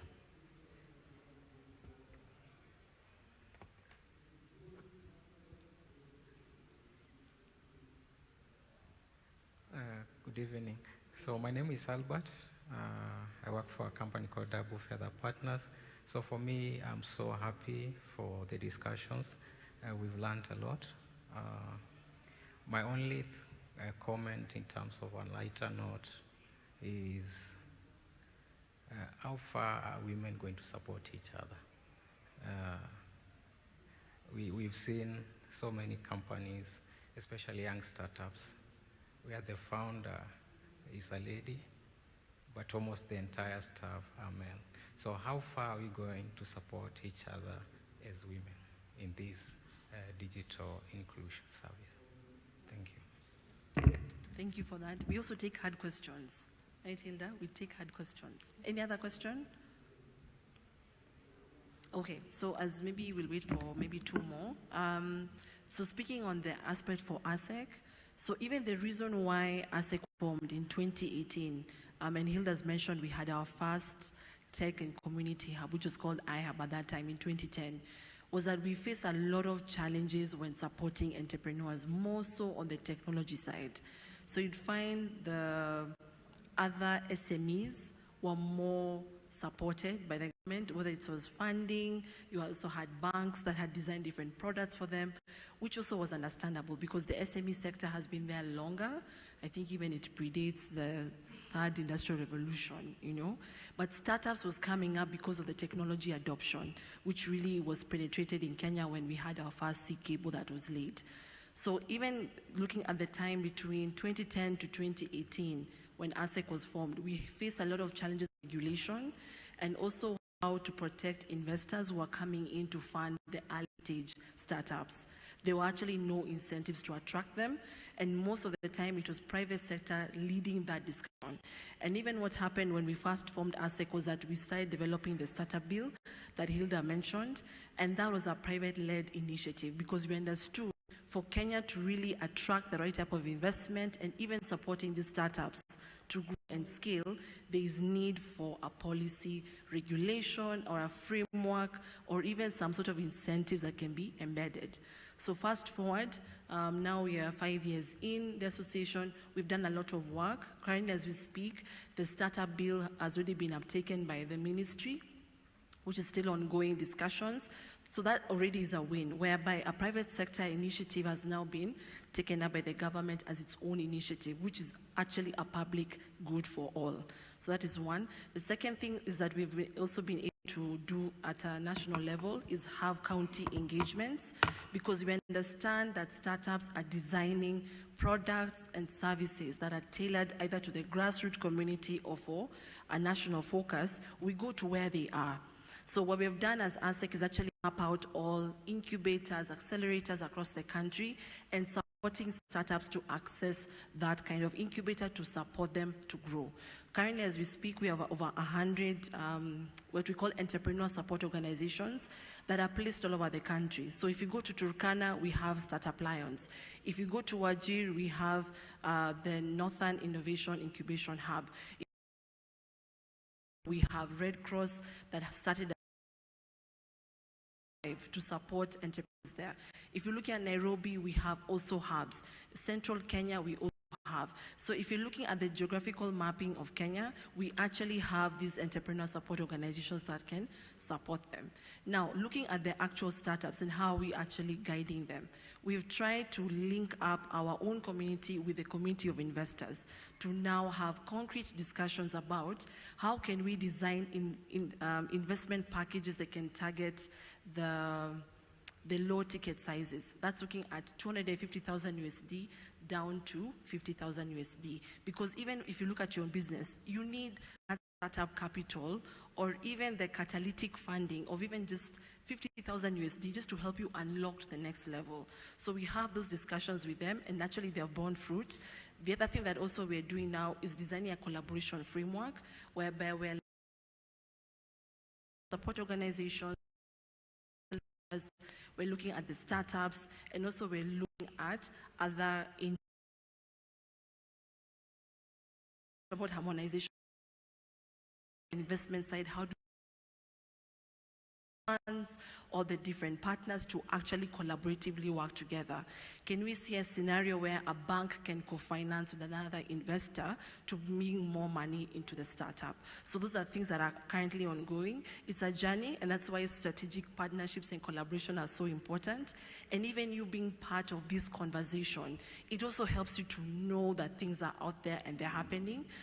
The final thing that I'll mention is that we've also developed an ecosystem portal, because when we were conducting our research last year on the digitization capacity of innovation hubs, at the same time also the digitization capacity of SMEs and startups, it was also quite wide. I know about the gender and the social economic groups, but even if you look at SMEs and also the entrepreneur support organizations, they need to be also digitized and supported. So from that research study, we conducted a training this year that targeted 120 organizations across the country as well. We brought them all to Nairobi, also for the same reason, for benchmarking with other existing organizations. At the same time also, we managed to develop an ecosystem portal, which is an online portal that will actually link academia. We're talking about investors, we're talking about development partners, we're talking about the academic institutions. We also cannot leave universities behind. We need them to come on board. We're also talking about financial partners like banks, like DTB, and many others. We're also talking about more so how we also share the great work and different that the government has available for you to tap into. We have the Women Fund, there's the Youth Fund, there's the Wezesha Fund and many other funds that are even available for you as an entrepreneur. So the ecosystem portal is a convening of all those funds, and you can even have a look. Is this ecosystem.asec.ke? ASEC is ASEK.ke, and you can access that. But of course, I think bringing back to what the previous person who was asking the question, we need to have a follow-up session to also disseminate these kind of things. One thing, let me just close with this. We need you also to participate. We've been having a lot of public participation dialogues, even for the finance bill, before it became an act. We've been having discussions on the ICT bill that was happening last year, that I know Hilda was also part of that enormous discussion. We also want to call upon all entrepreneurs, youth, aspiring entrepreneurs, different partners to participate in these public participation dialogues. The reason is you also have your voice heard, and ASEC being an umbrella body, we can actually collectively represent you when it comes to talking to the government or different development partners when they're designing programs. So I'll stop at that, but hopefully I've answered your question. So I think the other question was for how far are women going to support each other? I can see already. No, I wanted to answer that question because I was a culprit. When we founded our company, I was in Juja Boys, so you can see the trajectory. When we founded our company, then my two actually I was the only female co-founder first when we were 5, and then we dropped finally 3. One of the things that even I have had to be very deliberate about is breaking the stereotypes and biases. Women are emotional. I assure you, men are way more emotional. It's just a different showcase of the emotion, right? I'm sure you guys know yourselves. I'm sure. So some of those things, I've actually had to be very deliberate. The ladies in our office can, when you get angry, it is fine. When you burst out, it's not a big deal. We'll discuss about it afterwards that in a setting, at times you need to be able to do 1, 2, 3 things, but it is not something that then makes you feel powerless. Right? So that is one of the things, breaking those stereotypes, right? The second one is those things like women are not able to work longer hours, For me, I just say, as we are smarter, we'll finish something in 4 hours. So if you want to stay for 8 hours working, that's your problem. I will do my 4 hours efficiently. So for me, it has been taking those things that have been said to be negative things and then making them in terms of positives for those I sit with and I mentor or I work with, to ensure that the next place you go to, you have a foot to stand on. The other thing is putting them in leadership positions, right? So I run a startup, so we don't have a hierarchy of things. But for every product we build, you'll have a team lead. This is your product, lead it. Its success is dependent on what you do. Lead people, even us ourselves, by the way. If, for example, somebody is leading one product, or even a client's product, a PM, I sit under you. If I'm supposed to deliver a document, hold me accountable. Then you see now they are able to learn those skills of leadership. So for me, it is the thing about these stereotypes and biases have been built from primary, secondary, high school. We're having to break them in the office, which is a much tedious work, but that is my goal. Let's break them. If you are emotional, it's fine. Even him, he's emotional. We are all emotional. We are human beings. If you get tired easily, it is fine. How do you remain proactive in the hours where you work? Which other bias is it? Oh, techie is a black area. No. Me, I wear colorful things. I will wear my vitengas. Wear your pink from head to toe. Just because you're a techie does not mean you have to now wear the hoodies and the jeans. No. Come in your girly outfits. You will still have a voice. Nobody will discriminate you or look down upon you just because of that. Everybody will have a voice, and then everybody has an opportunity to lead and to grow. So yes, I am guilty of that, and that's why I had to passionately answer on that.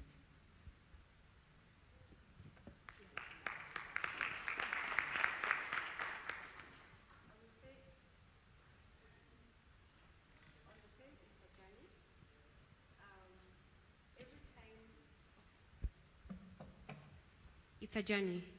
Every time I am looking to recruit one more software developer, out of 50 CVs that will come, 35 will be male. So you have to sit through those interviews and deliberately look out for the ladies. And even when the ladies come to the interview, they'll be more shy than the men. They will have more brilliant working experience, but they don't even know how to say it in their interviews or even put it on their CV.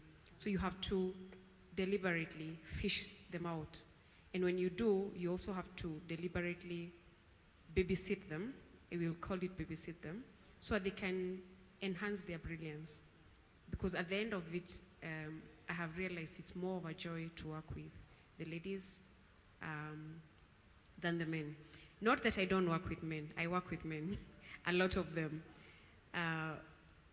But I've had more men walking into my organization, and 1 month, 6 months, 3 months later, they just walk out of the door and not come back tomorrow than the ladies. The ladies are more careful, they will nurture their product better, they will nurture their work better, they are more accountable, they are more dedicated, in my opinion, but you have to go and look for them and deliberately bring them in and handhold them. Yeah, I think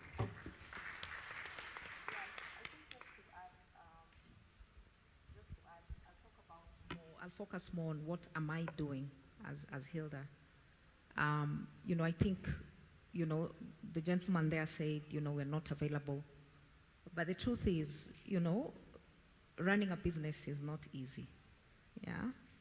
And so as a founder or as a CEO, you're mostly in your lonely world. And you're handling a lot of other issues and challenges. I'm still sitting here, but I can tell you part of my brain is somewhere else. But because there's always something you're dealing with, yeah? So there's other ways of still passing it on, at least from where people like us now sit. You can't just be everywhere. I can't be in every conference, yeah? So one of the ways, at least from where I sit, what I've done is I'm part of a lot of mentorship programs that I do, especially for women. In Strathmore, there is Akira Chicks.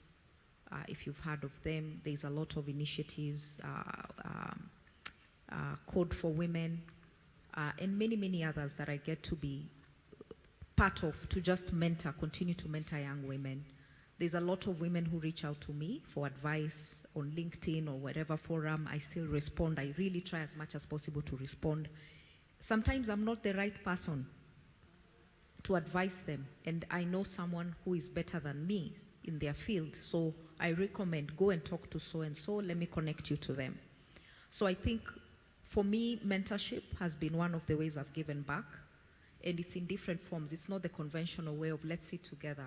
Sometimes it's, hey, I'm going for this event, can you come? You'll meet me there, let's network, yeah?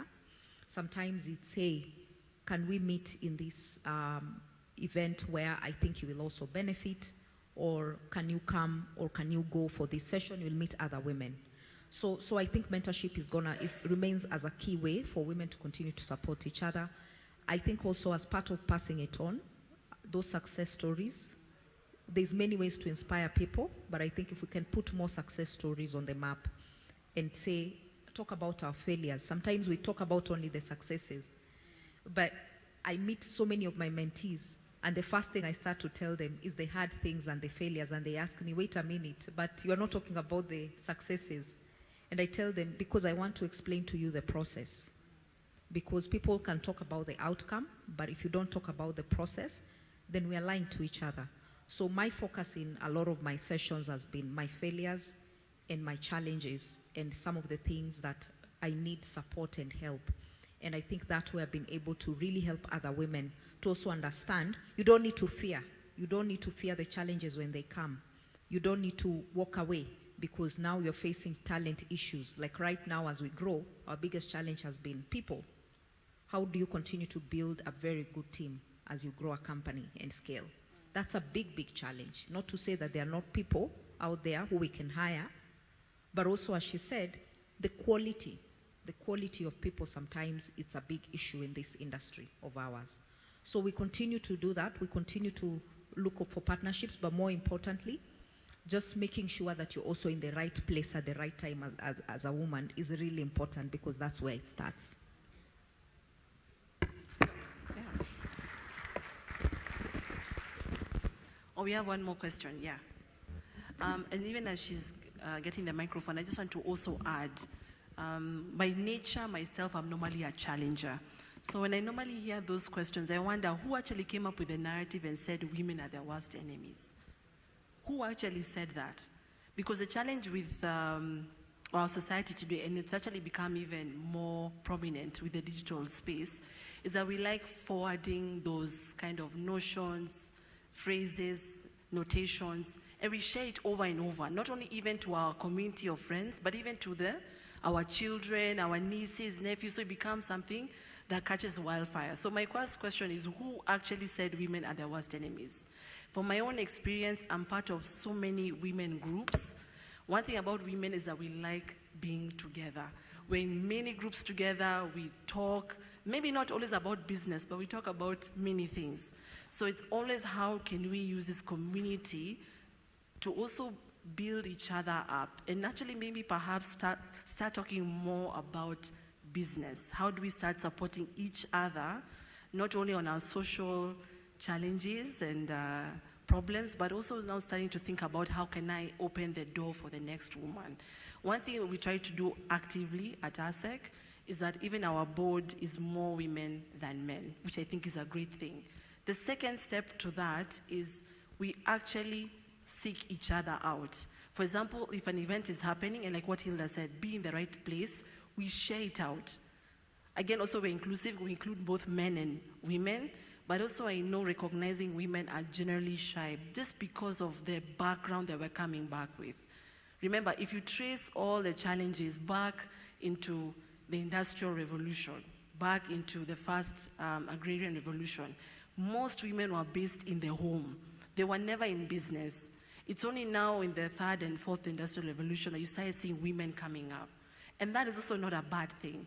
So if we can also understand our historical challenges, it now helps us to be more awakened and to actually take up opportunities actively. And we do it in collaboration with men as well, because that's why we have Kelvin here, because it's important that it's not only a women-driven initiative, we also need men champions. So I want to challenge Albert, come and help us learn more, share what the men are doing that women can embrace more, because in that way we have inclusivity and we can go further together. Yeah, but over the next question. Yes, thank you so much. This space has been very, very inspiring to hear your stories. And so I'm a journalist. I'm just collecting stories. And I'm really curious about, as women in tech, especially not now when you're famous, because that's a very formidable group sitting up there. When you were starting out, that is when you were in campus or just beginning to have this idea you want to start something and nobody knows you. As a woman, maybe you can tell us a personal story, something that a challenge that you had to overcome, and yeah, just to inspire us a little bit. Thank you.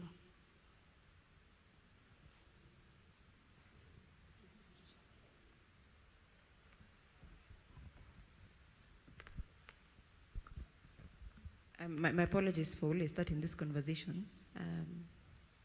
And the reason I have picked this up is because I'll never forget the one challenge I ever experienced. I'm a very tough, I might be small physically, I'll not beat you, but then I'll hold back when you tell me no, and we'll have the conversation. The first time I entered my class in JKUAT, again, I told you the disparity of the numbers. I entered with very long white nails and high heels and my black, and then I think I had worn an orange top. I always remember because my classmates always remember it. And everyone thought I came with the lowest grade. I have no idea why, right? It turned out to be the other way around. But when I remember some of those things, but I remember at work when I started our company, we went for a meeting somewhere, I'll not mention where. And luckily enough, my co-founders or my classmates, so they were used to me and they're used to my stubborn, and they already knew who I was beyond me being a woman. So that's what I was used to. Then at home, I'm the firstborn, so you take up responsibility, right? And my mom and my dad are very great at giving each of us a chance. And I entered into this meeting, and then I think somebody remarked that I didn't need the bigger chair, right? So that was a size issue, it was fine. Then I laughed and I sat. And then this man who is actually in his 60s, somebody who's way older than my father. Then he said, don't worry, baby girl, you're fine. You're sitting, you're startled, you've not started the meeting. And then he said, yeah, you can be scooped up. I said, you're in shock. You know the moment of shock, anger. You have all the emotions passing through your head and your brain and your mind. Then he asked me, what are you doing in this meeting? Oh my God. I have never been offended that much in a space of like 10, 15 seconds. And then I told him I'm the founder of Zinamis. And then he said, oh, you're pretty and you're also smart. Anyway, it was a mix of emotions, but you can imagine the offense that takes place in a very short span of time. And by the way, even afterwards, he told me I'm very smart. He was so impressed. So that is one of the spaces where I entered and I just realized I might speak tech, I might feel as if I'm brilliant and all those things, but I'm still a woman. It was such a stark reminder that it was very offensive. I'll never forget it. The saddest part, I think, was the men in the room said nothing. Some even giggled. My founders were there just thinking, she's going to kill us. So they're just praying that this guy keeps quiet. But it was a reminder that even as a techie, even as a CEO, even as a brilliant person, even as we run away from our agenda and want to say that it doesn't matter, it actually matters and people see it. Yeah. Okay, this is a difficult one. I am basically a salesperson in technology, and my work involves doing corporate pitches with the telco operators for new connectivity, with the corporate potential customers to sell the values of our product. And almost always, this started way before, but almost always, whenever you enter the room, you're one of probably 5 or 6 contenders who's female. And almost always you're dismissed. Not because of your skill, not because of the way you present, but because you're a girl. What I have learned through time is to be very persistent and to speak very loudly. So whenever I go into a room, I will be the loudest person, and I will start talking about equality so that by the time you get ideas in your head, I have tackled you. So that by the time also I give my pitch, you will listen to me for the value that I offer. And you will also know that I'm very loud, so I'm about to make your life very hard unless you give me an opportunity. So it's not easy. It's never been easy. I don't think it will start being easy now, but hopefully, eventually, we will convince the rest of the world that we are as worthy as everybody else. Thank you. Yeah, I don't know one exact moment because there's so many situations, especially as you said, at the early days where you get to ask yourself, am you in the right room? Yeah. Especially as a woman, I think there's so many times, at least for me, even with my first company, I asked myself, am I in the right place? Should I just go back and take that job? And it was, could be comments of, I don't think this is going to work out, I think someone else can do this better than you. It could be just underestimating the experience, especially even as even in my second journey, I think that's been the case. You walk in some of the doors and it's like, you tell people you have this amount of experience, but they still doubt. So for me, I will say time, of course, let my work speak for myself. I don't talk much. I like to do more and let my work be seen. But of course, it's really important, I think, over time, and I think that's why we are all sitting here now, because we fought those stigmas. We fought those voices in our head that was telling us someone else can do it better than you. But I think for me, what really helped me in my early days, especially when I was starting, is I had a very, very strong support system, and which I still have. So I have, you know, when you see us sitting here, at least let me speak for me, when you see me sitting here, it's not that it's just because I did it by myself. It's because of the support system I had from the day I started my journey of entrepreneurship. So I have very, very strong mentors, and I don't know whether it's fortunate or unfortunate. Most of them are male. I have very, very strong, you know, life coach who I still work with in my journey now.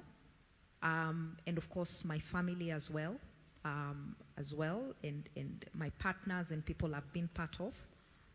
So I think if you can focus on building a strong support system, especially for the people who are here and they're starting, if you can focus on getting that strong support system, and most of the time it's people around you. Don't look far. You know, don't come here and say, if Hilda is not sitting in my board, then I don't have a support system. No. The people around you, the people who are mentoring you, working with you, helping your resilience to be stronger, those are the people who you call a support system. Thank you.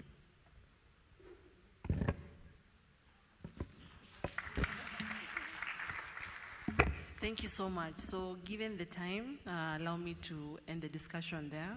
A big thank you to all my panelists. And even before I release you, I just wanted to do a high-over summary of what we've discussed. So the entire session was looking at policies for gender and socioeconomic communities and how the best practices we can actually embed in that. I've picked out 4 key things. There's a lot that they have mentioned, and please, I know that it's actually being streamed live, so we have an opportunity to keep revisiting those concepts, but one of them was on culture. So culture plays a very big role in looking at social cultural norms, looking at the biases. I think actually something we never really deep dived into. But even as each one of us, can we also be able to identify our own biases when it comes to working with gender and also socioeconomic challenged or communities? The second one is also looking at mentorship and coaching. There's a lot of need to do more mentorship and coaching, and even tying that very closely with gender inclusive and also marginalized inclusive programming when it comes to designing training programs, when it comes to hosting events. Can we actually say that this space has the capability to allow someone who is physically disabled to access it?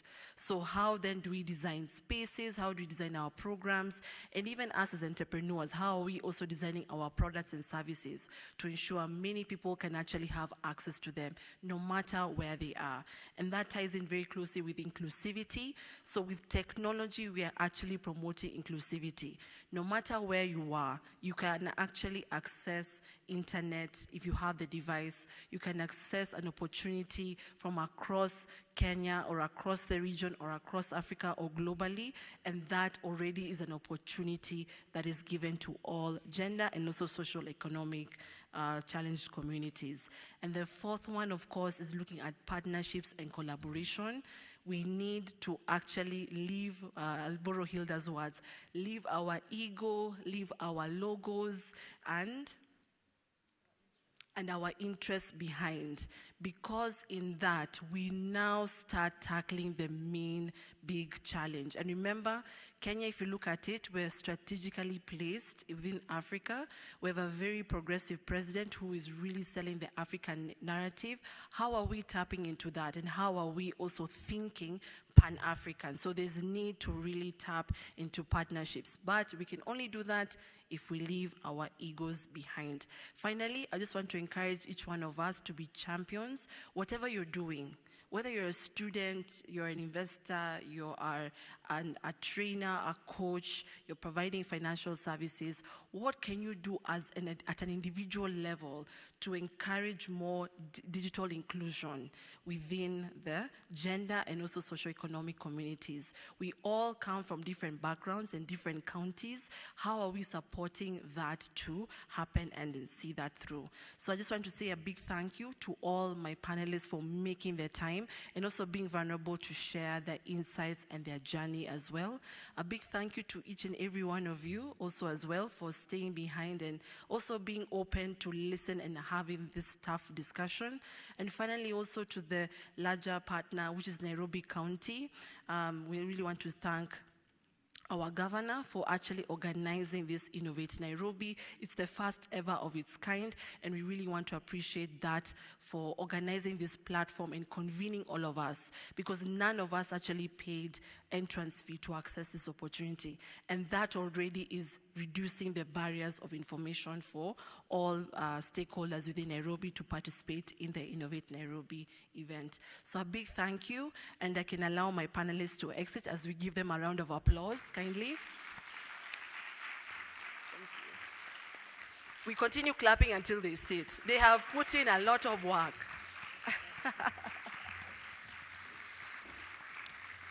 Oh, sorry, let me ask you, do we have the cameraman for a quick photo? Okay, great. So yeah, you can just have a seat there at the front, and then I'll allow Grace to come back and close the session. But thank you so much, everyone. I've been your moderator, Masiki Malat. This has been really phenomenal for me. I'm also a big champion for both genders, actually, because it's the only way to move forward and have an inclusive society. But more for the women, we are here to support you. We're here to be your role models. Reach out. We're here to provide our own networks to help you grow and thrive. So thank you so much, everyone, and have a lovely afternoon. I hand over to Stacy.